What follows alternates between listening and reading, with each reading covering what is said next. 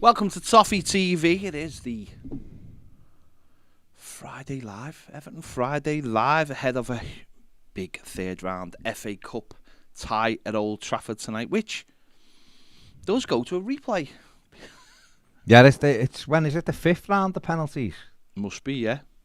Why don't they just, like, this is something me and you've said in the past about all kinds of things, you know, like VAR in one competition or VAR in the same competition but at one ground or not. Just be universal for it all. Just go FA Cup, third round, from then on it's penalty shootout. End off, and it's got to be decided on the day. I've said before, I'd just do what the Carabao Cup does and just even bin extra time. Just go straight to 90 minutes and then straight to penalties. Get it done. No, why arse about?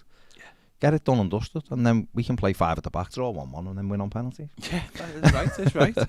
No, I mean, listen, you're absolutely right. I think I was listening to someone yesterday on I think it was on Sky Sports News, talking about how the shape of football is going to change in the next few years, and it is about streamlining things, isn't it? It's like, I know traditionalists will be saying, well, yeah, the old replays, but it's too much football. There's just too much football in a very small space of time, and the calendar can't cope, and things like, you're absolutely right, like replays, and also like two-legged semi-finals for the Carabao Cup, all these kind of things. It's like, they were actually talking about the Charity Shield, because there are genuine talks now that the Community Shield will be played abroad now. It's one of the big things, like they were saying, and I think that's spot on. You could actually, if you want to take that one game abroad, that probably is the right game. One. And as someone said, if it's Community Shield and the proceeds go to charity, you're more likely to get a full house somewhere, 80,000 or 100,000 in America or Asia or even the Middle East,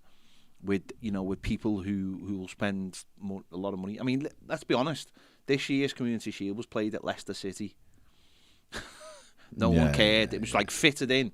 Like, take it abroad and make it a big thing. Then make it a big exhibition game where clubs do see it as the curtain raiser for the year and all that kind of thing. So yeah, even though we're away, and you're right, we could get a draw if we do what we did last week and bring them back to Goodison Park. It's and what ultimately. So yeah, but obviously, Frank Lampard spoke yesterday. We're not sure whether Dominic Calvert-Lewin will be involved, simply because fatigue. It kind of made it feel like when I watched it again, he kind of made it feel like he might be on the bench if he's not starting. And I feel like, if you're worried about it, then don't play him. If you look and thinking his red zones are up or something like that, then I know there's 8 days after tonight, but why risk it? We're absolutely terrified of him getting injured again. We're all going on saying we need a striker, we need this, we need that. I personally would rest him if he's not ready, because it's that question. If you're having to turn around and say we don't know whether he's fit, then he quite clearly isn't fit, is he? So we'll have to just wait and see how that plays out, and then obviously you look at it then and go, well, who comes in then? Now, other managers, I am mad. This might be being a little bit unfair on Frank Lampard, but I seen Wolves come to Goodison on Boxing Day with an 18-year-old centre midfielder playing and an 18-year-old left back playing. And okay, the manager ended up taking both of them off and replacing them with more experienced players, but they both played. Brighton came to Goodison on Tuesday with an 18-year-old centre forward playing. Yeah. Now, I'm not saying Ellis Sims is ready and he's the man to fight, but why play Maupay? Go or play Maupay and Sims and go, you know what? But if you're genuinely trying to put like a 5 at the back in place, or just a framework in place, well, Dominic Calvert-Lewin's the framework, but Dominic Calvert-Lewin if he isn't playing, then it's got to be Ellis Sims, because he's the same type of striker. If you're going to play Damari Gray, which I imagine he will, play him off Ellis Sims. And if Sims isn't pulling up any trees after an hour, then put Maupay on. Do you know what I mean? But something different. We saw it in the Carabao Cup. rewarding players who, Frank Lampard spoke about this in the press conference yesterday. You're rewarding failure in many ways. You're rewarding players that are going out the door. Where are the young players? Where are you, Stanley Mills and Tom Cannons and obviously now Ellis Sims? Where are these players? Why aren't Isaac Price? Why aren't they being given a chance where other clubs are? Why aren't we bedding them in? Why? And this has been a thing in the last few years actually with Everton, of not giving opportunities to players who who are tipped to go on to good things. We let them just, and in many ways that's what was really good about seeing Ellis Sims come back. What was that? The idea that this is a kid with a who's been doing well, so let's reward him. So it will be interesting about tonight what he starts with. Yeah, definitely. But I just think right now where we are with Dominic, if there is any kind of, and I know people will be frustrated with that, and people are right to be frustrated with that, but that's just where we are. He's exactly where. In terms of him breaking down, do we really want that again? If Everton announce a centre forward this afternoon, 6'3", can do this, do that, the other, then you go, well, you know what? We've got a genuine threat now, to Dominic's place or whatever. But just right now, if we play him tonight because he's not fully fit, and then he gets injured again, and then he misses what is a huge game at Goodison next week, because it is. It's big, in my opinion, it's bigger than tonight. Next week, it really is. Then I think people then would lose their shit over if we knew he was injured, why did we play him? So if he's fit, then yeah, of course play him. But if you've got a little bit of a worry about him, and just the fact that the manager mentioned it in the press conference tells me they have got a little bit of a worry about him. Then I would probably go with Ellis Sims, really, because I think I understand your point about the Carabao Cup, and I understand your point about not rewarding players, and I understood Frank Lampard saying, well, some players needed games and all that, but Maupay, I just don't. To me, he's had enough games of late, and he hasn't impressed. So therefore, if you're playing him with another partner up there who's a big, all right, fair enough, if that's how you want to go. I don't know whether that would be the case, because will Everton play 5-3-2? If they do, I think Damari Gray will play, because the lad's a top scorer, and all right, one was a penalty, but he scored in his last 2 games, which means maybe his confidence is up now. And does Damari Gray deserve to start tonight? Yes, I think so. So I would go with Ellis Sims personally if Dom's not fit tonight, and then Maupay is a sub for either of those two to play alongside either Gray or alongside Ellis Sims. Listen, the template's there, isn't it, from last week against the club? Ultimately, Everton will want to win. Frank Lampard will set the team up to win tonight. He doesn't look at it any other different way. If Dom's available, he'll play him. There's a week till our next league game. I know there's this thing of cup doesn't matter, but to the manager it does matter. Manager's fighting for his job. Doesn't matter what you think about him. He's fighting for his job, and he's fighting for Everton. I'll give him that at least. He's not one. He doesn't seem to be. He's not self-centered. I think he's always wanted the best for Everton, and Everton to win games. That's his job. I'll give him that. Doesn't matter what kind of success he's made of it. He is fighting for Everton, and he wants Everton to win tonight, and he's not going to throw in the towel. He's going to look at the team that played against City and go, why can't that be replicated? Why can't you do that again for me? And 9,000 Evertonians are there, want to win, and have had to pay a fortune to go, because United chose to put the prices up rather than keep the agreement going. So, you never advocate Everton going and losing a game of football, of course you know. And this is an opportunity. United aren't Man City, but also they're getting better under Ten Hag, so it's going to be a really difficult game. But I just think maybe right now isn't the time to gamble on certainly Dominic. You can gamble on a centre back, because you go, well, we've got 3 or 4. We ain't really got any alternatives at the moment to Dom. So for me, and fatigue can be. I know people go, "Oh, is he tired?" But you know, listen, it's dead fatigue, easy, isn't it? dead easy to go. Ultimately, fatigue. It's not. There's being tired and there's being like muscle fatigue, where it's like, you know, it's dangerous. If you keep pushing that, that's why people get injured. Is they play too much on injuries.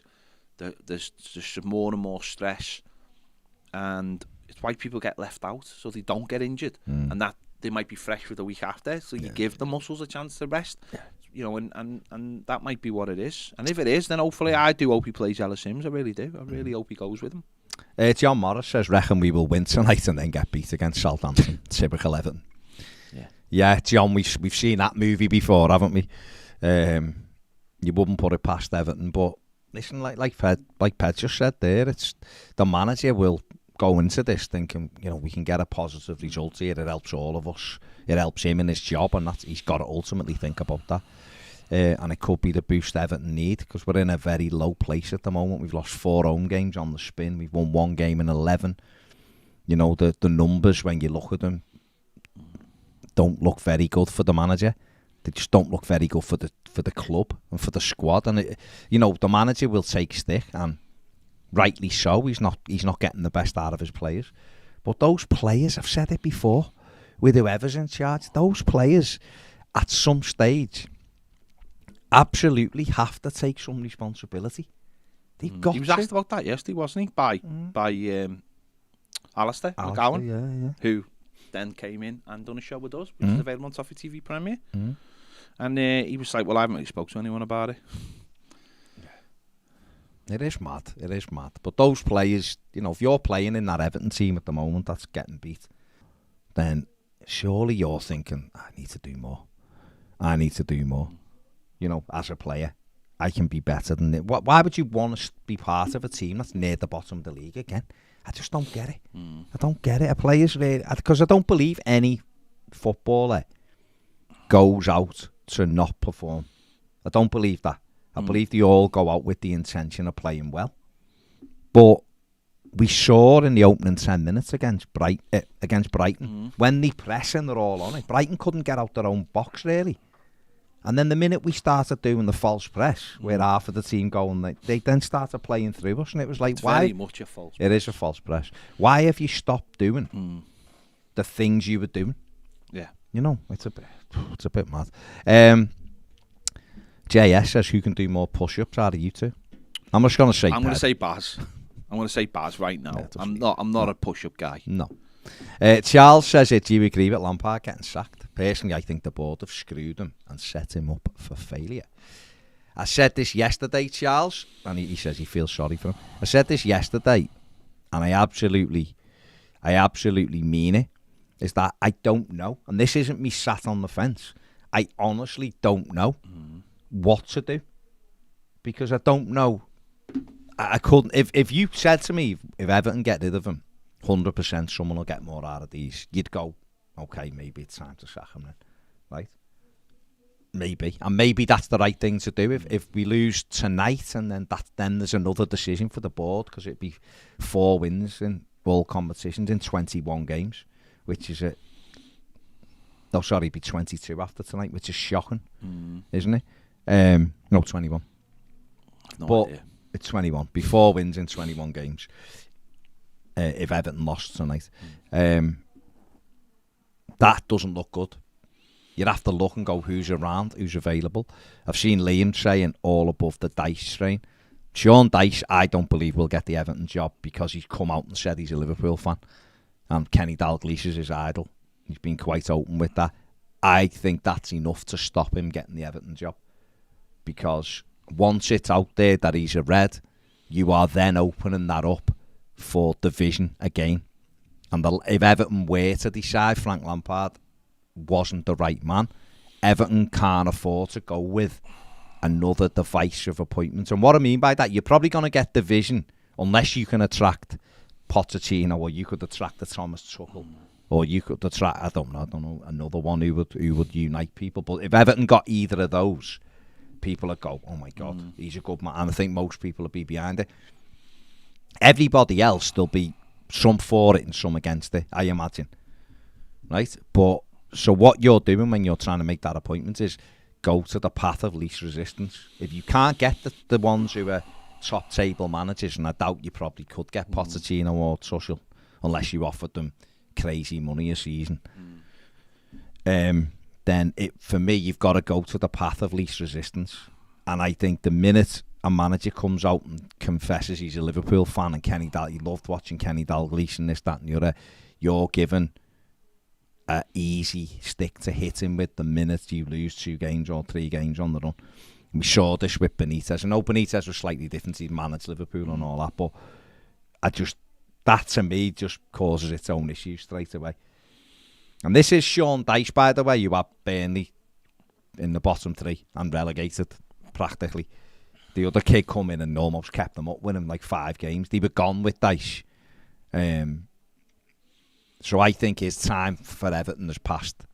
I think maybe 2017 when he was really talked about being the Everton manager, that probably would have been the right time to get him. But I think it was everywhere on social media. Yes, he's a red, he's this, he's that. That to me ends that. I think because I think it just causes Everton an issue they don't need if you're changing a manager again. I don't think the board for 1 minute will care less about that. No, but we no, saw. No, with, I'm just saying.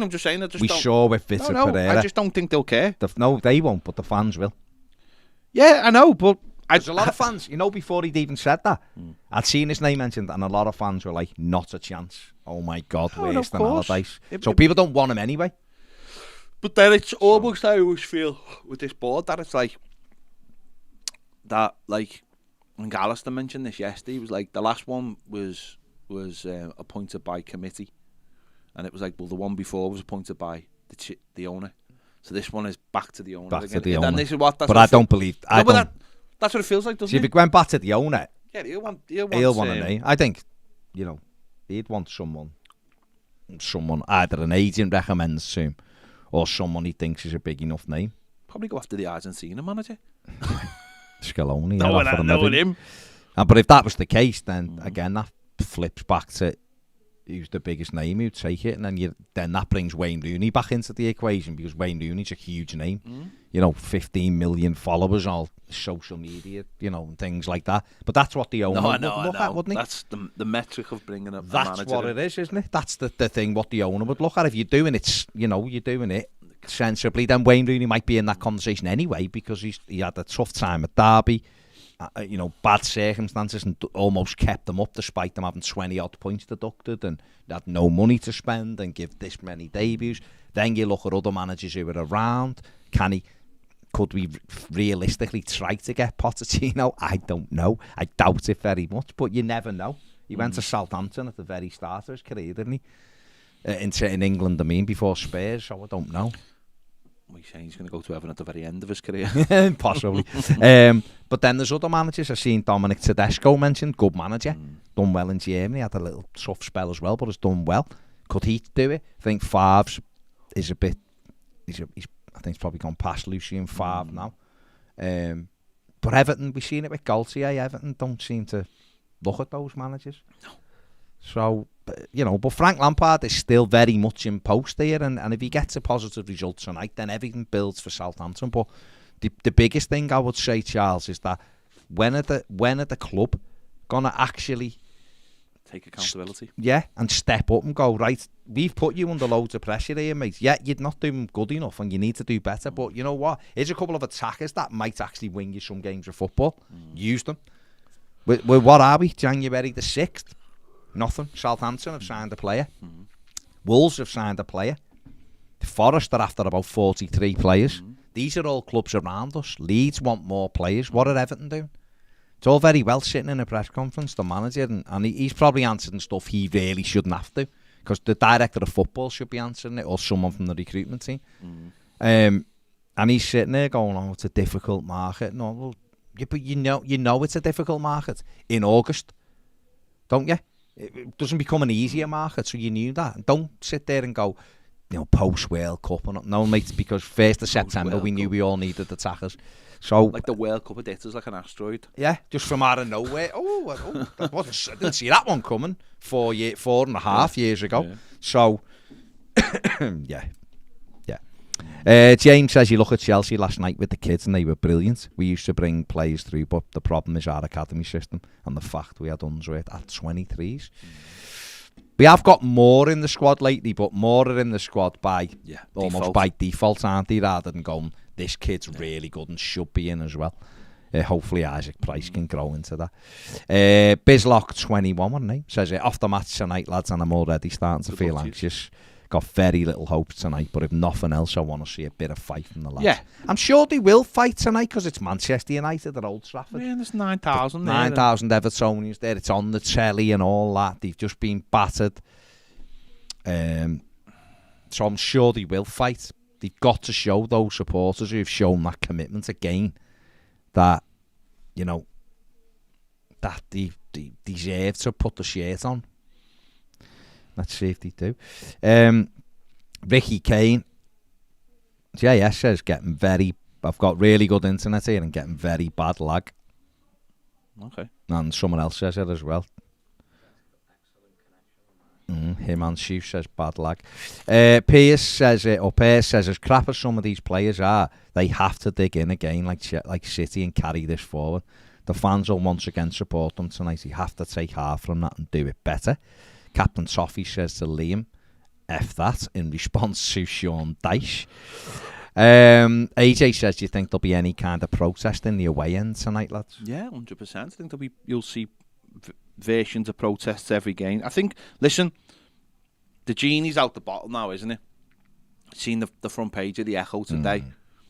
You know, Sky Sports doing stuff with us, and I've done stuff yesterday concerning the letter. And the Alan Stubbs was on again this morning. Yeah, he was on Talk Sport. The genie's out the bottle now.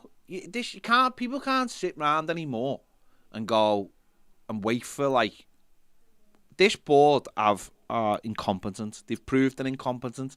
We were here a year ago doing exactly the same things. We were here a year ago talking about the board, and you know, Marcel Brands went, and then Rafa Benitez went, but the board stayed the same. This can't go on any longer.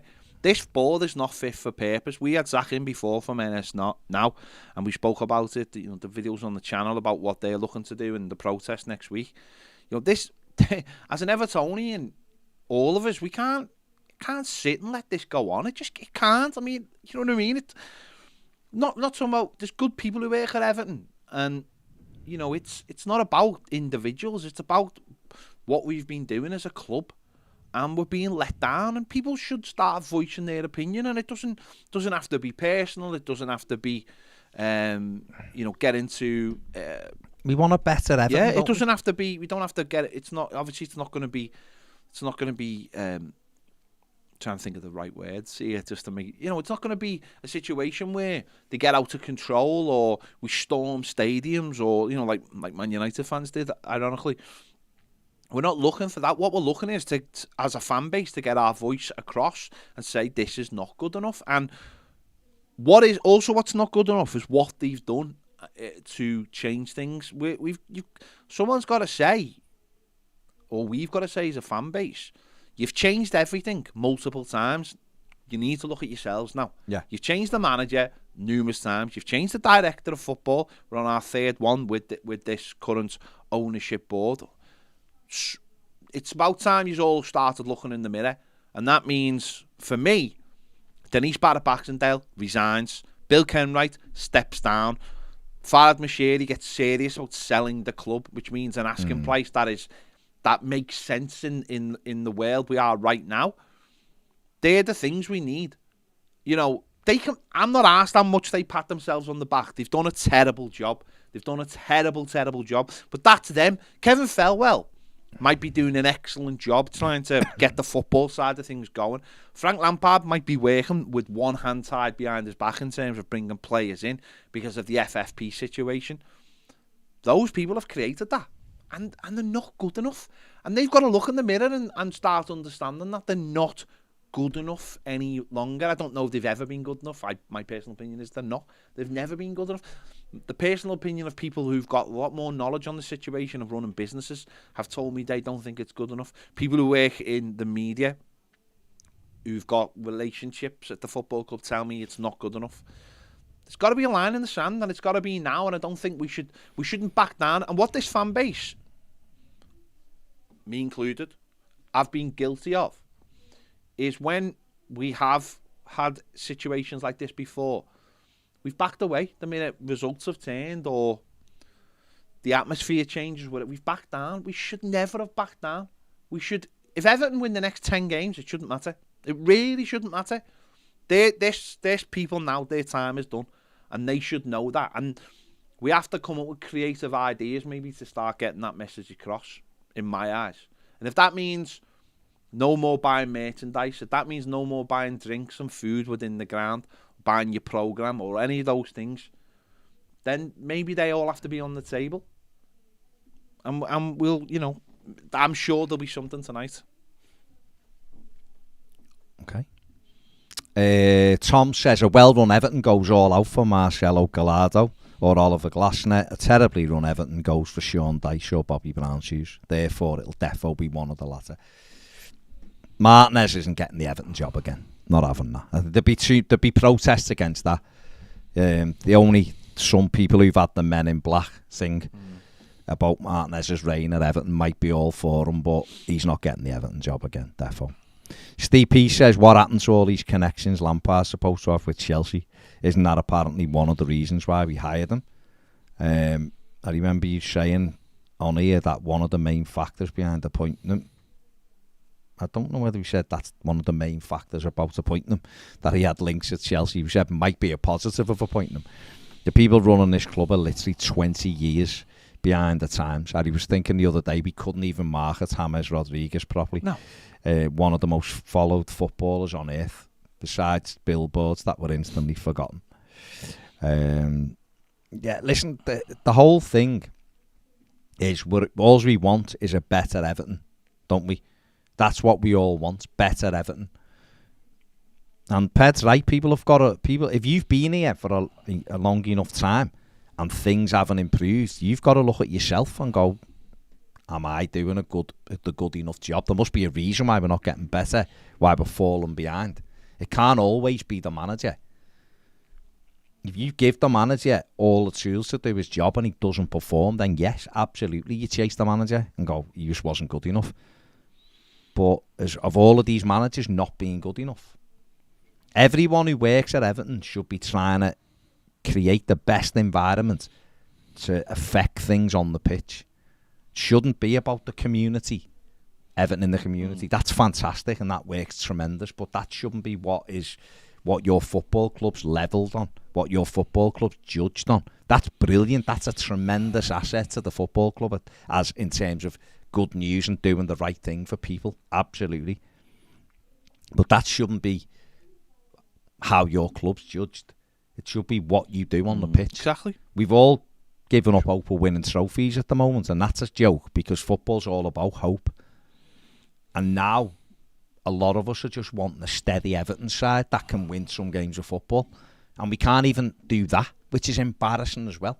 So, you know, Everton are in a real crossroads here. You know, Joe Thomas has done an excellent piece in the Echo today. You know, you have to question people who've been there and it hasn't improved. Yeah. And those people need questioning because why haven't they strengthened the board? If they, even if they weren't to leave, why hadn't they strengthened the board? It's crazy. You know. What's interesting is, and I think we have to, you know, talk about this as well, is that I think what a lot of people are shocked by today is the fact that the Echo have done that cover, you know, done the front page about Everton Football Club. People have been asking the questions for so long, why? And the simple fact is, a culture has been created from Everton Football Club, a culture of fear. Alan Stubbs addressed it. You know, he addressed it yesterday, or the day before, when he was on TalkSport. I think he was on 5 Live, he's been on TalkSport again today. That culture has been fostered for years under the people who run this football club. Neville Southall having, you know, been completely dismissed, even though he's probably, for me, the greatest player ever to play for Everton. Yeah. You know, he's the biggest Everton legend. You know, I know people will talk about Dixie Dean and stuff, but for me, Neville Southall's the greatest Evertonian of all time, in my eyes. And he wasn't allowed to go to the game in terms of that. And I know I've heard people going, it really winds me up, there's people going, oh, wanting the free tickets. As far as I'm concerned, if you play for Everton Football Club, you should get tickets to go to the match. Not saying like you go in the lounge and you get champagne reception. A courtesy should be you get tickets to go to the game. Remember Derek Manfield telling us a while ago how clubs like Villa and Wolves have a lounge where all ex-players just go and they're all chatting, they all talk about the good old times. And what happens then is you create... People want to go in there and other people want to go and pay and sit just to hear. They should be in there. To hear old conversations. Because then you utilise them. Of conversations. These people shouldn't be an invite to a lounge. Should be, do you need tickets for the game? Yeah, okay. Because you're an Evertonian. It's not about wanting freebies. Alan Stubbs, I'm sure, will go to the game anyway. And Neville Southall pays for his own tickets to go in the park end. You know, that's just the way it is. But we've created this culture at Everton Football Club where people are scared because Everton will blacklist you. That's not how it's supposed to work. You know, we have it all the time. You won't say nothing because they'll take your kit off you and all this. I couldn't care less. Less. We've said enough things. We've said it on. We've said it on bigger platforms than anyone. I've been in meetings with people I've been in meetings with Liverpool Echo with certain people in the room, and you question them on why they won't speak out. They spoke out about Hicks and Gillette when Liverpool were in trouble. They ran campaigns on that, but for years they've let Bill Kenwright, in my eyes, my opinion, get away with a lot of stuff at Everton Football Club, and they wouldn't speak up. Now, I'm not saying that there's any relation to the fella who used to work at Liverpool Echo and now works at Everton. I'm not saying there's any relation to that at all. But it just seems strange that now that certain fella doesn't work for Liverpool Echo and now works for Everton, that Liverpool Echo feel free to speak out about it. And that's very, you know what? That's superb. Joe Thomas, I take me hat off. He's a boss fella. Met him in the summer. Was talking to him a couple of weeks ago.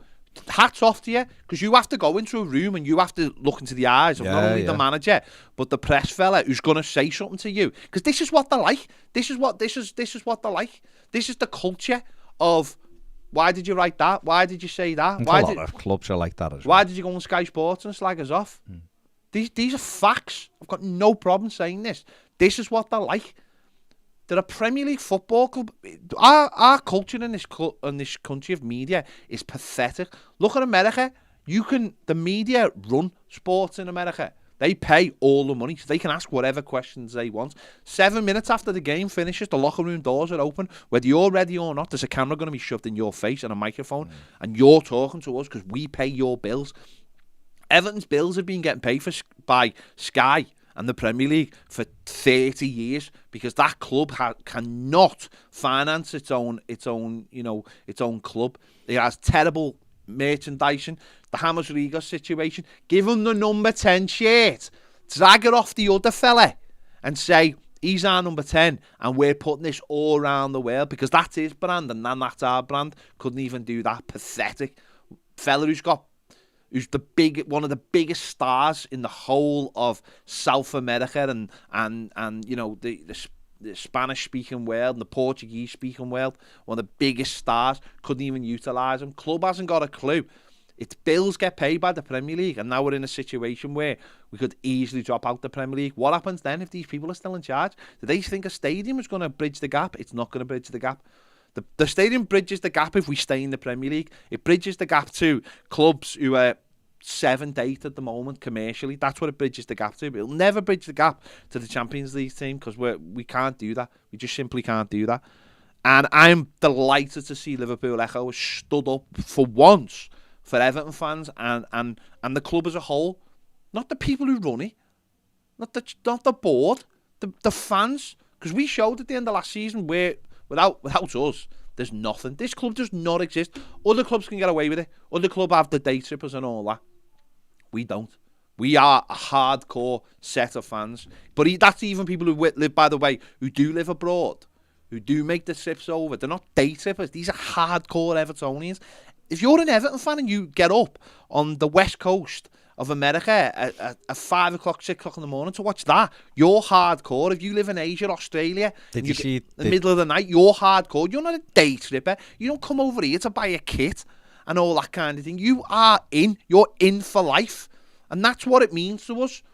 And it's about time these so-called Evertonian, Bill Kenwright, biggest Everton. Go away then. Denise Barrett Baxendale, I query whether you're an Evertonian. I really do. I query personally, because if you were, you'd walk away from the football club and let somebody else run it day to day. And they're the simple facts. The club is an absolute mess. And you can change another manager if you want. You can change another director of football. You can bring another under-23s fella. You can do all that. Won't mean anything while you're still at our football club. So I applaud Joe Thomas and I applaud the Echo for doing that today, because that takes bravery when this club's concerned. No, it was gone, and the bit that he wrote in it was that the supporters are Everton's biggest asset, and they absolutely are. There's nearly 10,000 going to Man United tonight on a Friday night just after Christmas for an FA Cup tie, and paying more money than they should have done, when there's not even a guarantee they'll get a performance off Everton, let alone a win.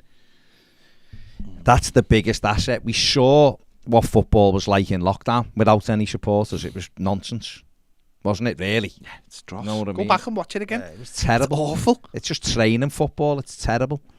You're seeing how good Everton are when there's no pressure. We beat Villa the other week with no fans there, 2-0 comfortably. So when there's fans in, Everton go to bits. So there needs to be change.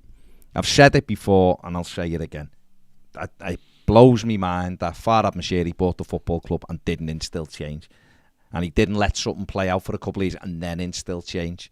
And here we are, nearly 7 years in March since he bought the club, and he still hasn't he hasn't put any change in. And that's the big thing. And that the football club's losing money. We can't even give the manager a big pot of money, even if he wanted to.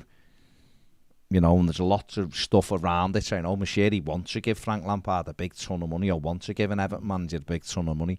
He can't because of, why can't he? Why wasn't someone in the room going, lads, we can't keep spending this, or we can't pay these wages, or we can't do this, or we can't do that. But getting to a point now with the manager, whether he's good, bad, indifferent, is being left without the proper tools. You know, would Frank Lampard have wanted to sell Richarlison? No, because he's a goal scorer. Of course he wouldn't have done. And yet we had to. I understand that. Leicester have done that. Leicester have had to sell good players, but Leicester have then gone and invested it in good players, what they need, and then done it again. And there's nothing wrong with that model. But Leicester sold Maguire for 80 million quid, brought in Fofana, and they've sold him for 90 quid. No, but that's because you accept that. That's proper. That's the way to do business. The way to keep your club ticking over. Liverpool did it. Other club, Man United, have even done it. Coutinho kick-started Liverpool's. Of course it did. New regime. Yeah, that's what it is. You know, and we all accept that. The problem is Everton buy players that don't create any value. Richarlison was a rarity, but if you look at it, you know, we ended up paying, 40 million for him and sold him for 60. Okay, that's not too bad, is it? But we haven't done that too often, and that's been the problem. And you know, if Everton perhaps bought low and then players developed, we would make a lot of profits on them, which would mean we could easily invest. But right now, are the club doing enough to give the manager the tools as well? Yes, listen, by all means, sack the manager. You don't think he's doing well enough, and 3 wins tells you that he isn't doing well enough at the moment. Sack him then. But you better be sure that you're getting some money available for whoever else is taking over. But if you're not going to sack him, come out and back him then. Come out and say the manager's going nowhere. Rightly or wrongly, people might like that, people might hate it. But you could come out and go, this manager isn't getting sacked. He's staying till the end of the season at the very least, and we're going to back him, and there's a pot of money, and then everyone knows where they stand. Just leaving him in this purgatory. We said it yesterday. It feels very much like Marco Silva's last couple of games. We've got Leicester away. You were 3rd or 2nd at the time, and we've got Liverpool 2 days later or something. Let's leave it at the moment. And we knew after Norwich he was sacked. And yet, Marco Silva's record wasn't as bad as Frank Lampard. So I'm not. No. You've got to make your mind up, haven't you? Yeah. Because, we had the situation last January where the manager was allowed to sell Luka Dean. He was allowed to be part of the process to bring in Michalenko, and then obviously bring in Patterson. And then he's sacked. And then you wait 2 weeks and you bring a manager, and he can only get a couple of almost like loans, Dele Alli in a way. And now it's like, well, we're not buying anyone, and we're not. But what do we do? Do we not buy anyone because we might have to sack the manager? And all it's like, make your bleeding minds up. If he's not your man, then get rid of him. If he is your man, back him. We can't have this purgatory where we keep this manager. This squad is not good enough. This squad, in my eyes, will be relegated. We're in the bottom 3 right now, and I think we've got a fan base that last year we were all terrified. And we were all thinking, what does it mean? I think now we're all sitting here going, we're getting really angry about the situation because we've gone through it and we know how it feels. And it's a case of a lot of people going, I'm not doing that again. I am not sitting there worrying. And we all will, of course, we'll all fall into it. But that's going to turn into anger. It's not going to turn into those blue skies, caused by Pyro welcoming a bus in. And that's not because we're not good supporters, or it's simply because... Why? How dare you allow us to do that again? How dare you? I said this to you yesterday, I think, or the day before. It's like we stayed up, we scraped staying up last season, right? That should have been the culture change. That should have been, this ain't happening next season. Not a chance is this happening next season. Not a chance. What do we need to do? Bang, bang, bang, bang, bang. Well, as I said to Zach, if you watch the interview, and I take full responsibility on my own personal thing, is the day after the Arsenal game or during the Arsenal game or whatever, there should have been mass protests trying to get rid of these people, but we were too busy, just going, I don't want footy, and I get that, and I have no problem with that. I was the same. It was like, I remember on the Saturday after the Palace game, me and Steve Kelly and the Piv and John Blaine, we went for a few drinks in town. It was just like, oh my God, isn't this amazing? This is the first day for months we don't have to worry about football. We don't have to worry about football. It was it was amazing. We watched the playoff final where Sunderland was on, and we were like, isn't it boss to just look at some footy and not have to go? But if they win or they get a point today, and you just like watch, and it was just like the pure relief rather than anger, because you think these won't let us do this again. This won't happen again. And then within a couple of weeks, you're like, Spurs are in for Richarlison, and you're like, oh, here we go. And then you think, well, at least if they get some money for him, they'll do something positive with it. And they don't. And here we go again. It's like, the Blues have said here, do we even have a pot of money, though? Well, the manager said yesterday there's a budget. There should always be a budget, though, even if you're going, things are pretty tight. John Blaine, who understands the business side of it way better than me, always says, well, we're in a year, like a financial year, and that goes up to the 30th of June. Yeah. So Everton could theoretically spend 70 million this month. Let's get it right. It's like Jordan Pickford is there. He can be sold. Of course he can be replaced, and we can take the money and we can go and buy a centre forward. That can happen. Anthony Gordon could. If you said to clubs, Anthony Gordon's available for 30 million, Everton would sell. Everton would have buyers, because people like Chelsea maybe even come back and go, well, you were saying 60 in the summer. Yeah, we'll have him. Spurs really like him. He's young, we'll develop him, blah, blah, blah. You'd get that money. Everton could easily, and you just go, look, we've got up until the 30th of June to sell this. We did it last season. It's not the greatest way to do business, granted, but it's a way to do business. And Everton, that is a way to do business. And if I was in charge of it, I'd say, listen, I'm a bit worried here that games are flying by and we don't look like winning them because we haven't got any kind of threat in the final third. Therefore, I will spend money now and get it back at the back. I've just seen, I think this wraps things up in a way really well.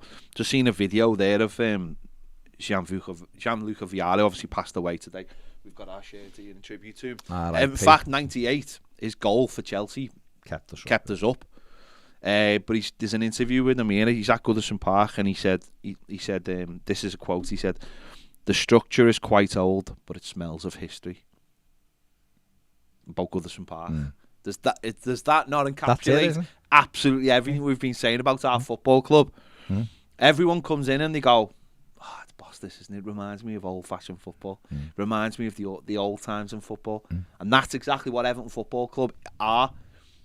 Said it the other day, we are a dinosaur. We are how football used to be, and loads of people on the outside love that because they can go, "Oh, Goodison Park." Alistair said it yesterday, Isn't it didn't he? amazing? Alistair said on our premiere interview with him, it's like, it's great going to Goodison and it's raucous and the history and all that, but it is old-fashioned.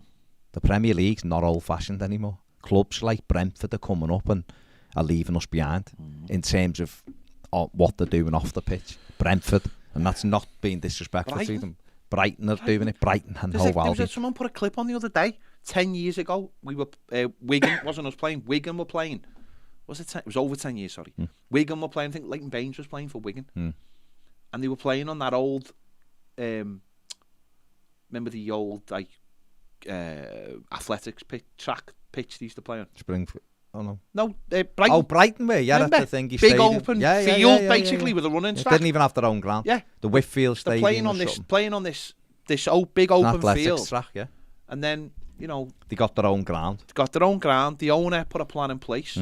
Because he loves the club. Yeah. So what he did was he put all good people in, nice little stadium for them, decent sponsor, and said, "Off we go. And we'll have a plan." And then when they were in the Premier League with Chris Hughton, and they were like 10th, 11th, 12th, and they weren't playing great football, but they got there. They just turned around and went, we don't want this anymore. We want to progress. So they went and got Graham Potter, changed the model. We went and got a fella who had never played football, had literally studied football in university, went off to Norway, was it Norway? And, studied coaching. Was it, and then Swansea, wasn't it? And then Swansea, and then comes through. It was Sweden, wasn't it? Then Swansea. Sweden, was it? Yeah. And then comes through, and then him and the director of football created a way of doing things at a football club that's still in place. That with a new director of football, new manager is working, and that's their route to not only stay in the Premier League, but to progress in the Premier League. Brilliant. And they've got so many admirers that Chelsea take the manager, Newcastle with their money take the director of football. But the way they look at it is like, well, of course, this wasn't going to last forever because if we do well, these two do well, and it's the same principle with a player. Your Brighton Football Club, you're not keeping your players forever, but that's the business model. Someone comes and takes your centre midfielder for 25 million. Sound. We've had this other fella signed for 2 years. He's been on loan. He's been in and out the team. Now he's a replacement. Now everyone's looking at that kid and wants that kid. And we could have had that kid, but if we'd got that kid, what would have happened is he would have bobbed around in the under-23s for a little bit. We would have decided he wasn't good enough. Would have sent him on loan. They'd have gone, oh, we like this, and we would have sold him and made 3 million quid on him. And that's the difference between the two football clubs. It's night and day, and people have to wake up to that. People have to wake up to that. Alan says, Australian here, mad Everton fan, never miss a game. My whole family follow Everton. It's been depressing for the last few years. From the outside, the rot is so deep, it's getting out of it is near impossible. Yeah, I mean, that kind of, getting up in the morning, Australia or whatever it is, whatever time, middle of the night, basically. 12 hours, isn't it? Is unbelievable. I've seen an interview with Paul Rideout saying, they're up, they're 7 hours behind, and the whole family get up and watch Everton. And obviously Jordan, his eldest lad, they're both at Rail Salt Lake now, Paul and Jordan, coaches there. Like, we get up and we watch Everton. And that's what we do, and it's he was saying it to obviously an interview around Everton playing Man United and him being the last, but he was saying it to disgrace what's going on there. The players he called the players a disgrace, and he said, but that's the other side the of it, though. attitude he said is a disgrace. I tell you what, and I take this for me, personal responsibility. Watched the clip from Match of the Day of Ian Wright slaughtering our football club, the owners of our football club, and Leon Osman's sitting there like a stuffed dummy. He's sitting there because he works for the football club.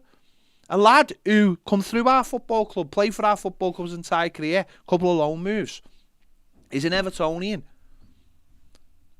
Well, was a Red, but became an Evertonian. No, he's an Everton. He's a blue. Of course he is.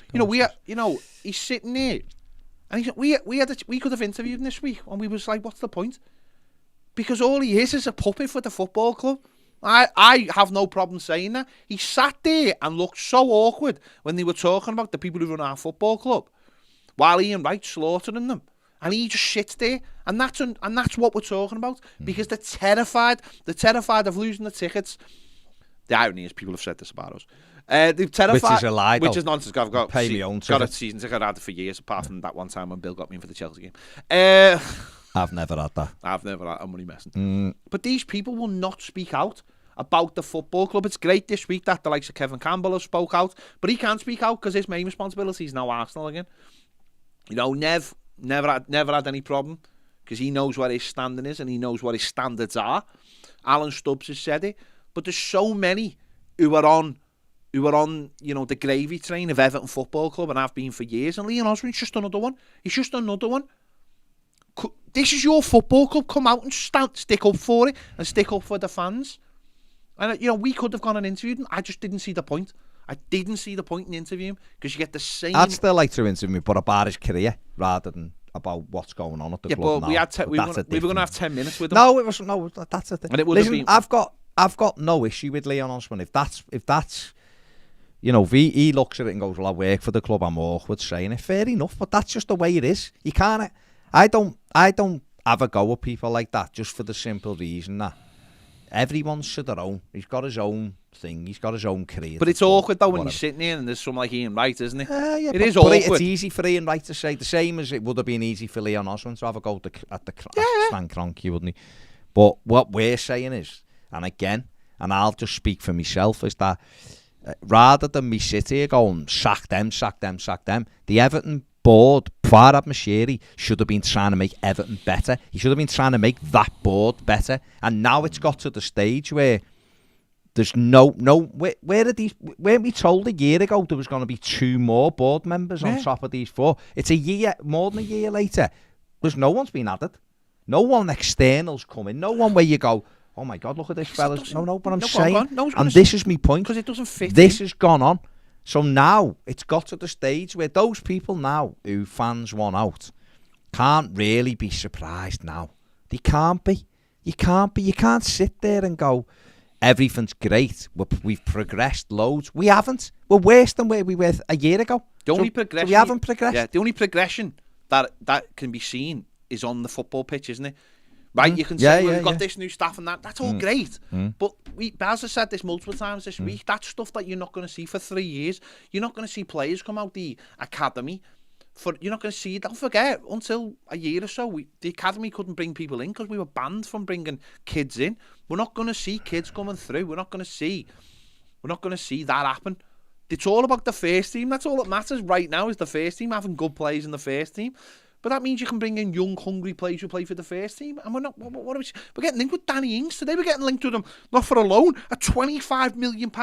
Now, that's nonsense. I know, I appreciate that's nonsense, but that's where we are. Even the loan inquiry was nonsense as well. It's been offered around. But, yeah. JTE 320 says, likewise, Alan, Sydney Everton fan here. Not easy losing sleep recently to watch this horror show. Yeah. It is. It's not great. We all want a better Everton, don't we? That's just a fact. We all want a better Everton, and that's the way it is. And that's just, that just is where it is, isn't it? But it does need. I know what you're saying about Leon Osborne, but it needs more players. Needs people. It needs someone. Leon Osborne's on Match of the Day. No, but John Jones says here, Ped, you speaking out doesn't affect your career or how you put food on your table for your family, but other people have to make that choice. Why does it affect it? Hang on, he's on Match of the Day. Why does it? I know, because he's still employed by Everton. All right. Well then, okay. Hang on. No, this has been accused of us. So let's throw it back. This has been accused of us, right? Yeah. Right. He's on TalkSport. He's on BBC. He's a Premier League commentator. He's on all over the world, right? Everton, him working for Everton is a secondary thing. You're not telling me that's his career. His career. No, I know. I'm honestly, playing devil's advocate. I know you are, but I don't want it. I don't need a devil's advocate right now. Right? Do you think Ian Wright sits there and goes, I'm worried that Arsenal might be a little bit annoyed with what I say? He doesn't care, because what he does is he's a fella who goes out there and says what he needs to say about all football clubs, and he'll speak about Arsenal The same as well, Shearer will rip Newcastle to bits like he did and was banned. What he's thinking of is, this is my football club and I want the best for them. I'm not asked who the owners Neville are. Southall does say that. I know. Alan Stubbs is an Everton. Alan Stubbs, right? Whether people like him or not, and but Alan Stubbs is an Evertonian from this big and this big and this big and this big. Leon Osman wasn't. But my point is, Leon Osman's has got a national profile on TalkSport. He's on Match of the Day, right? And he's sitting there, and he just goes stiff. All right, well let me say this to you then, right? Maybe he's not that arsed. Well, then if he's not that arsed, then don't work for Everton. Then. No, I know, but that's the point, isn't it? He works for Everton. He's happy to take money off them. Does Graham Stewart say something? He's a different one because he's an ambassador and he's not on BBC. Yeah. That's the difference. He does work. No, he does work for Everton, right? You can't be in the media. You can't be in the media and sit there and go like that. Oh God, I can't speak up here. Don't work for the media. Carragher, I mean, to be fair to the likes of Carragher, he spoke out against Liverpool. You've got to speak he did. Neville does, doesn't he? You've got to. Neville doesn't do it all the time. Do it. Okay, fair enough. Well, John, go and work for Everton full time then. Go and work for Everton full time, and don't speak up about Everton. Like Graham I'm not going to sit here and have a go at Graham Stewart and Ian Snowden. They work for Everton. That's their jobs. They're ambassadors. No, I would never ever say they should speak out. You can't work in the media and sit there like that going, please move on, please move on, please move on, because they're talking about the football club that you work part-time for. You just can't. You're either in or you're out. So go and work for Everton or work for the media. But also, Everton should be more grown up that if Leon Osman does speak up about them, they go, Sam, that's his opinion. And on today, he's going go-karting with the lads. That's how it should work. So you can't be in both camps as far as I'm concerned. You're either have got an opinion or you haven't. And that's all I'm saying. Yeah, no, go and work for Everton. I'm not disputing that. All I'm saying to you is for him, like for someone like Alan Stubbs, maybe he's like, he is worried about Everton. You know, we've heard Neville Southall say things. Nev doesn't care about Bill Kenwright. Nev will go, this cares about Everton. He'll go, that's crap. Yeah. And people, if you're brave, we watch, again, banging over old ground. It's the Dortmund documentary where they have an ex-player as a consultant who comes in and goes, you're being crap this month. Yeah. And they're like, oh, watch it. And he's not good enough. And they sit there and they go, oh, okay. Sammy, right, Everton, just the culture at Everton wouldn't allow that. No. It wouldn't allow it. They just criticism. Go, what, you're saying we're crap, right? We don't need you anymore, and that'd be it. If Osman, that's Leon Osman's choice. No, I know. But there's other Evertonians who will say things about it, and you know that's who you're looking for. There's a big, we need change. We need a better Everton. This is going on, and you look at it and you go, oh. But what I would say is better, though, just from a standpoint of being in the media, then. If he can't criticise the board and Everton are in a mess, right? Then who does he criticise? Well, that means he has to criticise the manager. So therefore, if you've got no problem criticising the manager, I don't know. But that's what I'm saying. Do you sit there and go, if I'm on the telly, right, and someone goes, and you're Leon Osman and says, what's your opinion of Everton? And he goes, well, it's a bad mess, isn't it? He needs to get a sword. And he goes, well, whose fault is it? And he goes, I can't. Oh, it's the manager? Well, then, you're having the manager off then, aren't you? That is a problem. Luke says, just on the boys on tour comments I made earlier, I was listening to something yesterday you said about Paul Clement and that. Spot on, Lampard needs an experienced, brave head to help him out. And on the surface, Paul Clement might fit that, but he's not an alpha. Same problem, miserable marker. Chris Davis says, afternoon lads, isn't it ironic we've gone from having too many number 10s for a few seasons to having not a single one now, and this time we've got too many number 6s. Actually have no idea what Onana and Garner's favourite positions are, and neither do they. AJ says, think this season has showed Richarlison and the fans kept us up last season. It's so sad to see all the stuff Richarlison puts on social media. And judging by the favourites by Sky, what order would you put Dice, Rooney, Martinez, Moyes and Nuno in on who you'd like? Well, if they were my choices, it'd be Rooney and Moyes, and the rest wouldn't be in any kind of conversation. Nuno, Espirito Santo, whatever, Spirito Santo, has had about 14 job interviews for Everton. Espirito Santo of the Blues. Him, wouldn't he? And didn't get Tottenham.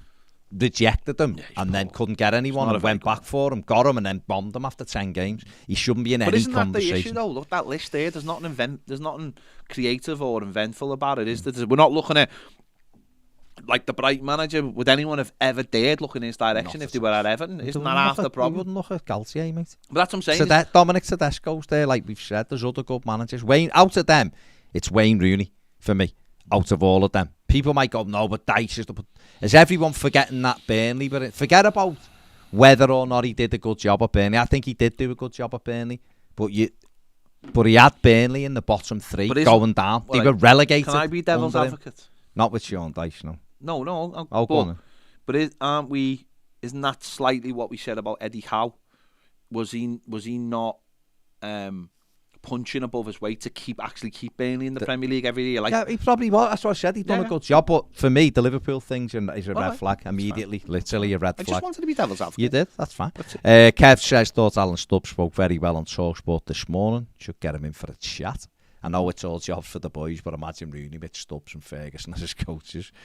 No, he wouldn't have. No, he wouldn't have them. He's got his own people and his own ideas. Luckily, one of them is an Evertonian, though. Yeah. Which is good. Yeah. AJ says, is Rooney a fan of the board? And if he did take over, who would you like to see in his backroom staff, or who do you think we would? I know. Well, we know one. I know 2 of them, actually. Yeah. Who he's that. But is he a fan of the board? Well, given some people on the board that got rid of him twice, then I don't know. But I don't know is the real... I've not said to him, are you a fan of the board? But Wayne Rooney has standards. Whether or not people look at it and go, that's a gamble, or he's not good enough, or this, that and the other, that's fine. But the one thing no one could ever level at him is his standards. And yeah, he's got big standards. Richie says, hi lads, Happy New Year. It started awfully for Evertonians and I fear it'll get worse. The unrest amongst us can't be ignored anymore by the 2 main targets of criticism, and both should step down. If Bill was a true blue, he'd walk. But I'm concerned by his delusion or direct ignorance that others are to blame. I heard you say, Baz, when asked if it's time to sack Frank, you really didn't know. Well, me too. And the reason is, who the hell do we get who's better? Who'd take the job? Answers on a postcard. Yeah, that isn't necessarily, as I said yesterday, Richie, a reason to keep him either, is it? But have we given the best opportunity to not fail? No, because we don't do things correctly. Danny wants to know how we're allowing Orsic to go to Southampton for £6 million. AJ says, what was that most people you've heard sing Sack the Board on Tuesday? I know they sing it a bit in the Gladys, but from you sitting in the Bullens with it, the loudest you've heard. Yes, I would say. Really? I would say. Yeah. Be interesting tonight. Tonight is an interesting one as well. Steve P says, is it just me, or does Alistair McGowan look the spit of Ped? Well, not about the spit, but that's gingerish. That's just gingerish about them. G says, given that last season's 27 campaign walkout was an abject failure, do you think that there would be more appetite for tangible protest from the fan base this season? I know there were communication issues around that walkout, primarily the 27 campaign, assuming every match going Evertonian was on Twitter. But people who did leave their seats were heckled and called cop-outs. Think the fans see last year's form wasn't just a blip change? Do you think the fact that the fans see last year's form wasn't just a blip changed things? It's all about communication, isn't it, G? I don't know. It's a difficult one. But it is, for me, it is all about communication. Yeah. Again, if you watch the interview I've done with Zach, we've spoken about that. We spoke about that in the interview, about the walkout and the communication and different ways of protesting, and obviously the protest they're looking to do against Southampton. It's about being inclusive. It's not about any kind of division in the fan base. It's about tapping into what we saw at the end of the season and using what we've got in a positive way. And we don't always as a fan base want to be seen as being agitators. It's just something we don't like. A lot of people go, it's cop-out behaviour, but then the minute we saw the bus welcomings, people got involved and wanted to do it. And I think if things are done in a way that are inclusive, and the message, and this is the main thing, the message has to be on point. The message has to stand out. What do you want? What exactly do people want? And as long as that message is clear, and it's not a case of, well, we want this, or maybe we want this, maybe we want this. That messaging is clear, and people can go, well, I want that as well, so I will get behind this. Then it might have more success. And the simple fact is, all it is pressure, isn't it? You're applying pressure to the situation. You're saying a lot of people. There's a lot of people out there who go, I won't do nothing. It was like, well, hang on. I had someone last night telling me that the fans can't change anything, and I went, well, hang on. Didn't the fans get Lampard basically the job? Oh yeah, but look how that's turned out. And I was like, yeah, that's not the point. Point is, the board bottled itself. It looked like it was just about to give Pereira the job, and it did a U-turn and give Lampard the job because so media organisations are so savvy now. They understand social media. They understand the power, the voice the fans have via social media, and how there's a lot more joined up thinking now. And if you can get that joined up thinking working, you will get the media on board. The media are always looking for stories. At the moment, everywhere else is quite calm. We're going to be the biggest story in town again now, because in the bottom half of the table, we're the biggest club down there, and we're in the bottom three. And Frank Lampard's still a massive name. We've got a stadium getting built. It's tangible. You can see it. People will start throwing little spanners in the works on that, and they'll make. Don't forget. People complained last year. Why? I seen the other day. Why are I can't remember, BBC. Why are you using Frank Lampard in the picture for the relegation? Because he's the biggest known manager. The point was, though, I saw it was Zach. Yeah. It was Zach who tweeted it. The point was Everton weren't in the bottom three at that time. No, that was his thing. But he did tweet later on the night, oh, now I see, because Brighton battered us. But people don't care about that in the media. People go, what's the biggest story? Yeah. How will this... It's why Paddy Power keep doing things about us, because they know we've got a big fan base and we react, and they go, this is brilliant PR for us. Yeah. We aren't... Forest aren't as big a club of us. Southampton aren't. You've got West Ham down there who I don't... Wolves, Forest. Yeah, these clubs are not as big as Everton. And they know what our fan base is. That we will react. And that's why Frank Lampard is a big... I mean, we saw it all with the Lampard-Gerrard thing. Which one's better? Both of them are average managers. Young average managers, no matter. But they're still huge names. Like, Gerrard was doing adverts through the World Cup, for... Hyundai or someone. Is like Lampard. Lampard's is still a huge name. So that's why the media will jump all over this. Right, let me just clarify something. The reason why I said Rooney then was I was given 5 names on that list. I need to put 2 things right. Charles says Wayne Rooney will take us down. Look at his results at Derby. Well, if Derby wouldn't have had 21 points deducted, they were 11th in the Championship with no money. He had 7 players 3 days before the season started. So I think he did a tremendous job at Derby County, and their fans will tell you that they won more than enough games to be mid-table with no money being spent. So you can swipe that one off the table. DC United, what did he have, 8 games when he was actually the manager near the end? They were bottom when he went. We'll see this season what he can do. It's slightly different again, MLS, the way it works, but we'll see. This is his season, isn't it? So I think I wouldn't just go, results, that's that. The reason why I said that, because they were the names I was given. People have just asked me, so I've just gone out of that list. That will be the list.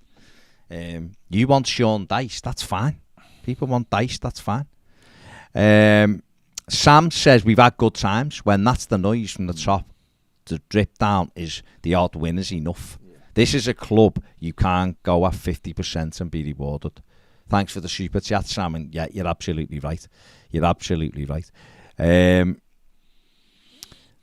Blues says Tedesco isn't accepting relegation. No, but they're just names, aren't they? A few people have mentioned Ange Postecoglou, like we mentioned yesterday at Celtic. Yeah, absolutely. Could you get him? I don't know. Possibly. Nuno is now in Saudi Arabia apparently on 200 grand a week. So he's not going to come here. The other thing about it as well, if not you that want I'd want him when anyway. we said this last year, if you want to attract a good manager, you can't have a circus of a football club. No. You can't have people going, why would I go there? Potter would be our manager now if we were more stable. He'd have come instead of Benitez, Graham Potter would have took it.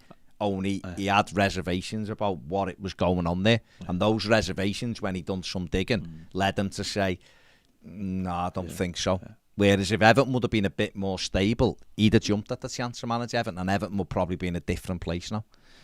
But he didn't. Someone said Vincent Kompany's not leaving Burnley for Everton when we're in this much of a mess, I don't think.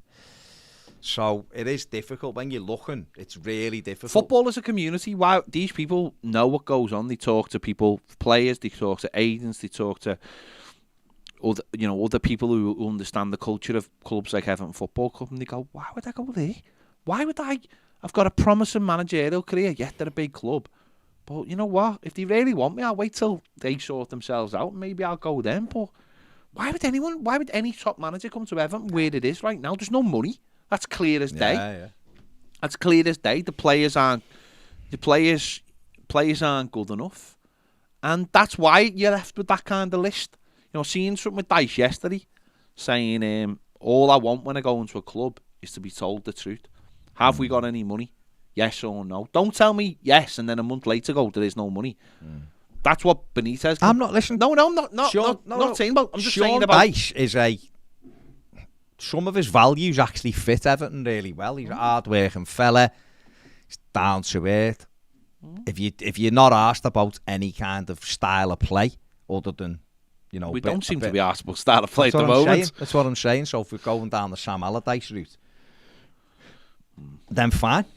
You know, but I just think that's out there about him being a Red. I know Carlos said I wouldn't say him being a Red to stop him getting the job, bearing in mind this owner hired Rafa Benitez, correct? Terry says I understand Baz's point about Dice being a boyhood Red, but if you're all in on Everton once you're here, I think people move past that. Look at Conor Cody. Different with the manager. Conor Cody's in general played really well for Everton. He's had a couple of ropey games. His fault for the goal the other night, the first one, him and Patterson. If Conor Cody had been having a nightmare, he would be getting pelters right now.